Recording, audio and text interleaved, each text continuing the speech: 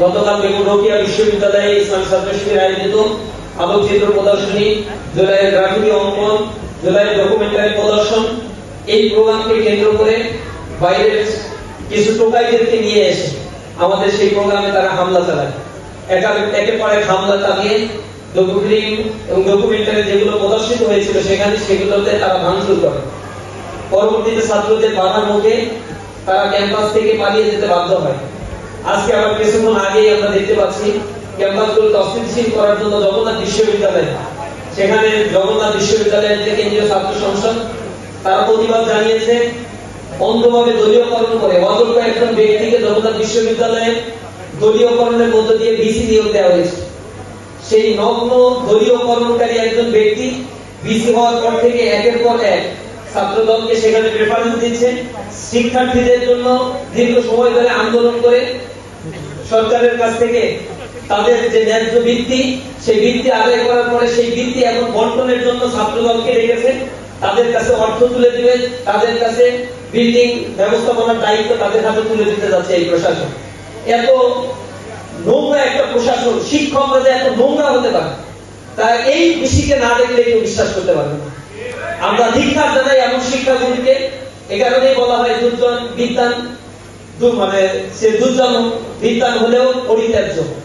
তিনি যে আচরণগুলো করছেন এবং ক্যাম্পাসের ভিসি প্রত্যক্ষ মদতে প্রত্যক্ষ নেতৃত্বে সেখানে আমাদের ভিপি, জিএস এবং জকসুর যারা নির্বাচিত প্রতিনিধি রয়েছেন তাদেরকে রক্তাক্ত করা হয়েছে, হামলা করা হয়েছে। তারা ক্যাম্পাসকে বাইরের টোকাই দিয়ে ঘিরে রেখেছে।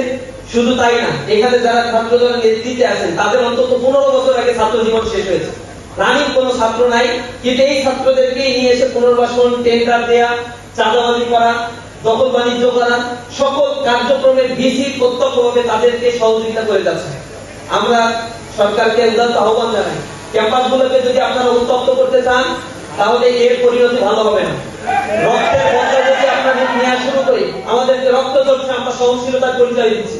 বারংবার আপনাদেরকে বলছি, আমরা আমাদের জনশক্তিদেরকে আমরা নিবৃত্ত করার চেষ্টা করছি। আমরা কোনো সংঘাতে জড়াতে চাই না।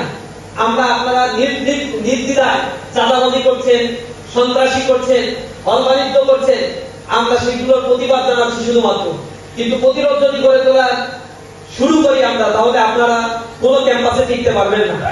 শিক্ষার্থীরা বুঝে উঠেছে। আমরা বারবার বলার চেষ্টা করছি প্রশাসনকে, বিশ্ববিদ্যালয়ের প্রশাসন তাতে কর্ণপাত করছে না। আমরা সরকারের কাছে বলার চেষ্টা করছি, কর্ণপাত করছে না। সুতরাং আমাদের যা করণীয় আমরা সেদিকেই যাব।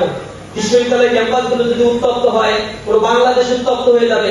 আপনাদের ক্ষমতার মসনদ টিকে থাকা অনেক কঠিন হয়ে যাবে আপনাদের। আমি সর্বোপরি ধন্যবাদ জানাই আজকের এই প্রোগ্রামে যারা উপস্থিত হয়েছে, বিশেষ করে আজকের প্রোগ্রামের সম্মানিত অতিথি আমাদেরকে সময় দিয়ে মোহতারাম আমির জামাত প্রোগ্রামকে আরো বেশি প্রাণবন্ত করেছেন। সকলের প্রতি